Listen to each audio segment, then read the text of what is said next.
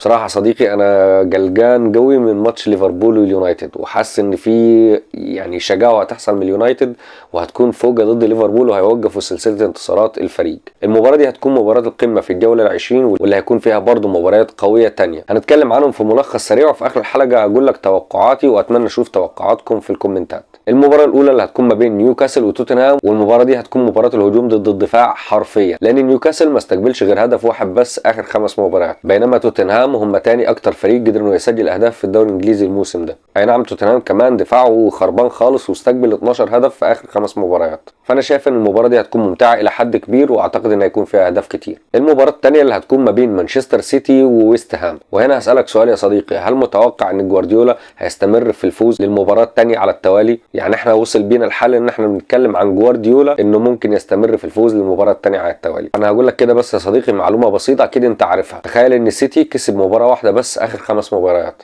او بنظرة اشمل السيتي كسب مباراتين بس في اخر 13 مباراة، فده في حد ذاته كارثة. لكن انت النهارده بتتكلم عن ان في فوز كان ضد ليستر سيتي الاسبوع اللي فات، ناهيك عن استقبال الاهداف بغزارة وعدم صناعة اللعب وعدم صناعة فرص محققة للتسجيل، ده غير ان في علامات استفهام كتيرة جوه على عدد كبير من اللاعبين. يعني الموضوع مش هيشيل جوارديولا لوحده، لا انت عندك في مستوى سيء من اغلب اللاعبين. يعني هالاند ضيع 4 ضربات جزاء بس في خلال مسيرته مع السيتي، منهم 2 الموسم ده، ولكن المفروض ان المواجهة هتكون سهلة بالنسبة للسيتي، لأنه ويست هام الجريح مؤخرا من ليفربول بخماسية على أرضه، بالرغم من تحسن الفريق آخر 5 مباريات اللي خسروا فيهم مباراة واحدة بس، مقارنة ب5 مباريات اللي قبلهم اللي كسبوا فيهم مباراة واحدة بس. فالمفروض إن الماتش ده يكون تأكيد لاستفاقة السيتي، يعني ما يجيش في آخر الجولة ولاجي وبتيجي هو اللي فاز بالماتش. بعد كده كريستال بالاس ضد تشيلسي، وعلى فكرة يعني تشيلسي ده فريق غريب قوي، يعني بص فعلا فريق غريب قوي قوي قوي. يعني أنت النهارده بعد ما كان المستوى الفريق زي الزفت وجبته مدرب جديد وبدأ واحدة يحقق نتائج كويسة، وفجأة كده اتحط في مصاف الكبار وبقى في توب 4، والناس اتكلمت عنه ان هو هل هينافس على البريمير ليج ولا لا، واحتلاله للمركز الثاني والفورمة العالية اللي كان ماسكها الفريق، تحس ان انت رجعت بتشيلسي لايام مورينيو مثلا. فجأة كل ده ينهار ما تعرفش ازاي، بغرابة شديدة، ماتش ورا الثاني ورا الثالث بيتعثر الفريق، وبدل ما كان في المركز الثاني تخلص الجولة 19 وهو في المركز الخامس. فهو فريق عجيب بالفعل، يعني هيكون في مواجهة صعبة عليه، هو هيصعبها على نفسه ضد كريستال بالاس. فالمفروض ان الماتش ده هيكون سهل على تشيلسي، ولكن مفيش حاجه بعيده على ماريسكا، يعني عادي توقع منه اي حاجه. المباراه الرابعه استون فيلا ضد ليستر سيتي، بعد كده بورنموث ضد ايفرتون، ساوثهامبتون ضد برينتفورد، والمباراه السابعه هتكون برايتون ضد ارسنال. ارسنال طبعا يعني بص بص انا اقول لك على حاجه، عارف ارتيتا ده والله العظيم في حاجه لله، عارف ليه؟ لانه سبحان الله يعني انت منظومه الفريق كانت بدات توجع منك عشان ساكا اتصاب وغابت عنك الحلول، وتعثرت في ماتشين تقريبا على التوالي، اخرهم كان ماتش ايفرتون. فالطبيعي ان انت في المستوى ده وعندك اصابه ساكا دي، يعني عارف ساكا ده ضيع كل الحلول من عندك، بخلاف ان كل البريمير ليج عارف موضوع الركنيات، وعارف اول ما بيلعبوا ضد ارسنال انا مش هعمل اي حاجه في حياتي في الماتش غير ان انا افسد الركنيات بتاعه ارتيتا او ركنيات ارسنال بكل الطرق بكل الكور الثابته. اي فريق دلوقتي بيلعب بس ان هو ينهي القصه دي، غابت الحلول مع غياب ساكا.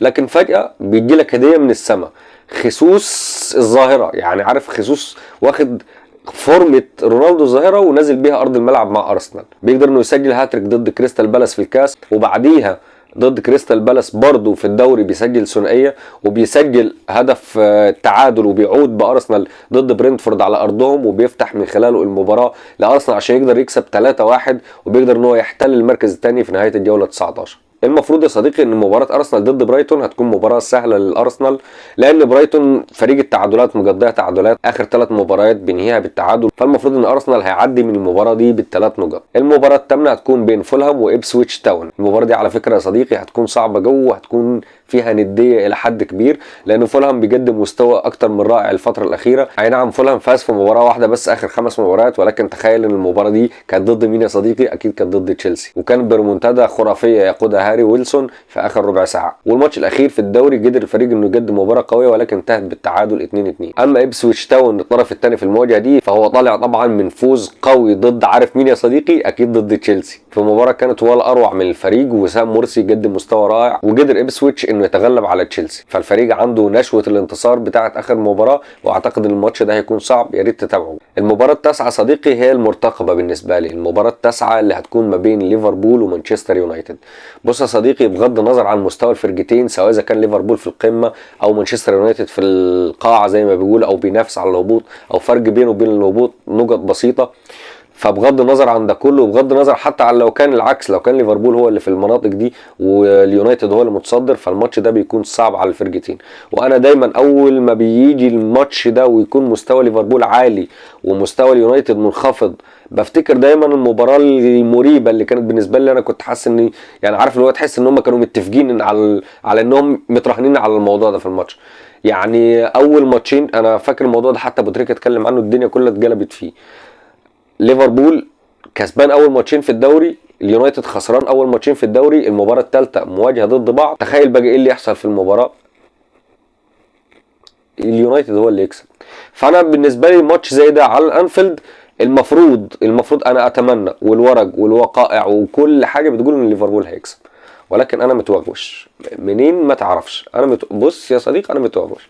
فيعني بغض النظر برضو عن ان احنا بنتكلم عن فريق اليونايتد، يعني انا ممكن اعدي لك ارقام سلبيه من هنا لساعتين، يعني ده شيء يعني لا يصدقه عاقل. فانا بصراحه المستويات اللي بتحصل في الفريق دي انا عن نفسي غير راضي عنها، فمش فاهم ده بيحصل ازاي. ولكن خليني برضو اتكلم في جزئيه، وهي محمد صلاح مع ليفربول.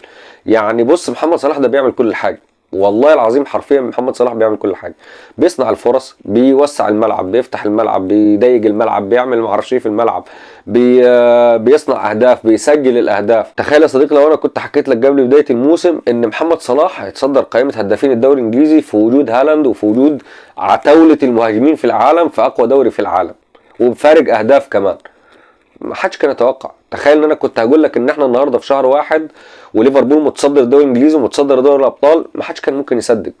فاللي بيعمله محمد صلاح ده طبعا بعد التوفيق من ربنا فيه، بس اللي بيعمله محمد صلاح ده ما يخليك انت ما تقدرش بغض النظر عن اي حاجه بيعملها تانية بره الملعب، انا بتكلم بس عن المستوى اللي في الملعب.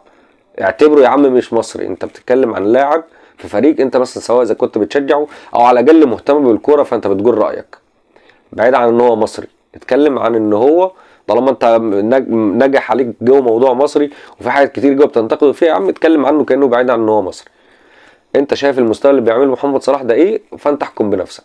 محمد صلاح النهارده بيقدم مستويات اكتر من رائعه في سن 32 سنه، متصدر هداف الدوري الانجليزي، وبيقدم مستوى كبير جو كمان في دوري الابطال. ولكن برضه لما هتتكلم معايا عن الماتش ده بالتحديد، فانا برضه قلقان، يعني انا قلقان. والمباراة الأخيرة يا صديقي في الجولة هتكون ما بين وولفرهامبتون ضد نوتنغهام فورست. وهنا يا صديقي لو أنت وصلت معايا للحتة دي، فاحنا دلوقتي في مرحلة التوقعات. أنا هقول لك توقعات نتائج الماتشات دي، وأنت عليك إن أنت تقول توقعاتك برضو في كومنتات الفيديو ده. توتنهام ضد نيوكاسل أتوقع التعادل بأهداف كتير 3-3 مثلا. مان سيتي ضد ويست هام أتوقع طبعا فوز مانشستر سيتي. أما مواجهة كريستال بالاس ضد تشيلسي، فأنا أتوقع فوز تشيلسي وعودة الفريق لسكة الانتصارات. وطبعا فوز أستون فيلا ضد ليستر سيتي. وطبعا الأسبوع ما يعديش غير لما نشوف كلاحة شون دايتش، واعتقد ان المباراه دي نتيجتها معروفه وهي التعادل السلبي. وبرنتفورد هيعود لمساره الطبيعي بعد الخساره بثلاثيه ضد ارسنال على ارضهم، ويقدر انه يحقق الفوز ضد ساوثهامبتون اللي بيسارع على الهبوط. وطبعا زي ما قلت خلال الحلقه، فانا اتوقع فوز ارسنال على برايتون. اما المباراه القويه اللي هتكون ما بين فولهام وابسويتش تاون، فانا اتوقع التعادل، ولكن برضه باهداف كتير